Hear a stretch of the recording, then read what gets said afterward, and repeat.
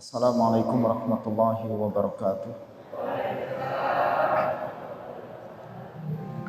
Apa yang ada di dalam Al-Quran qayyimah, lurus.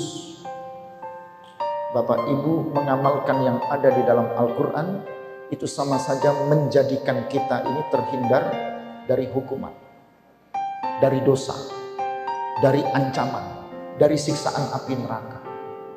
Kita belajar tentang Al-Quran, maka kita dibentuk menjadi pribadi-pribadi yang tidak akan menjadi orang munafik, yang mencela, kadang iya, kadang tidak.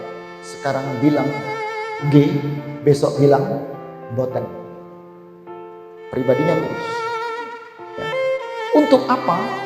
Karena Al-Quran itu yang menjadi indar, peringatan, liung dirobaksan syadida, yang akan memberi peringatan kepada orang yang beriman kepada Allah dari hukuman dan azab yang pedih. Maka poin yang pertama kita tulis, petunjuk yang ada di dalam Al-Quran ini lurus, tidak ada perdebatan, tidak ada pertentangan, no comment, ya, tidak ada komentar, tidak ada yang boleh membantah, yang ada sami'na wa ata'na. Diperintahkan sholat, jangan berpikir bagaimana itu sholat, cari alasan kenapa tidak sholat. Diperintahkan untuk berzakat, jangan menghindar, kenapa tidak mengeluarkan zakat. Infak, sedekah, dijanjikan yang berinfak, yang bersedekah, yang berzakat akan dilipat gandakan dengan kebaikan.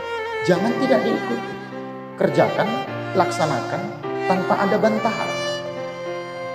Diminta untuk menuntut ilmu, jangan pernah ada menyesal. Waktunya habis untuk menuntut ilmu, pikirannya capek karena menuntut ilmu, karena mengajarkan ilmu, tenaganya habis, dananya habis karena mengajarkan dan menuntut ilmu.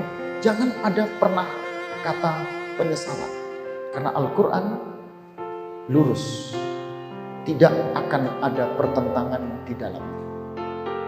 Bapak Ibu diperintahkan apa? Perkara harta waris. Harta waris itu harta yang ditinggalkan.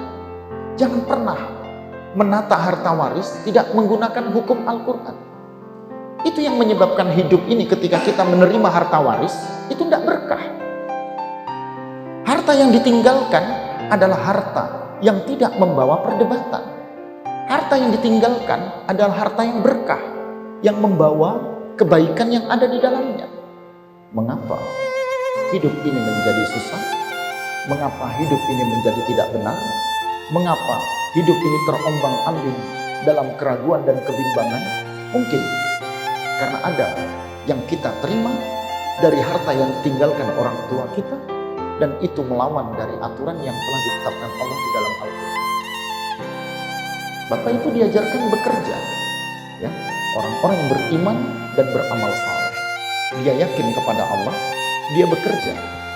Dengan pekerjaan itu, nanti dia akan menghasilkan sesuatu yang baik. Semakin Bapak Ibu semangat bekerja, semakin masalah dalam pekerjaan itu tinggi, besar. Semakin Bapak Ibu menghasilkan sesuatu yang banyak, semakin yang banyak ini bukan menyelesaikan masalah, tapi memunculkan dan menumbuhkan masalah-masalah baru.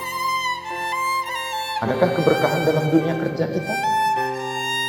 Orang bekerja itu butuhnya tenang.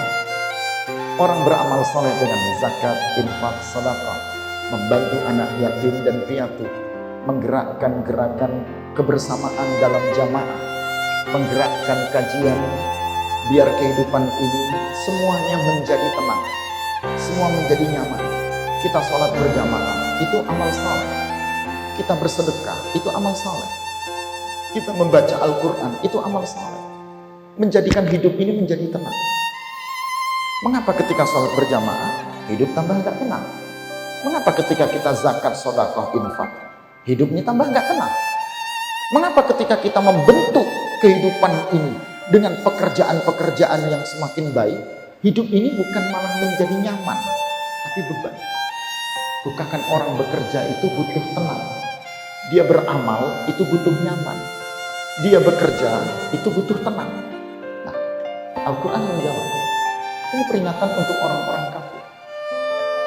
Kenapa Al-Quran ini mendatangkan ketenangan untuk orang-orang yang beriman?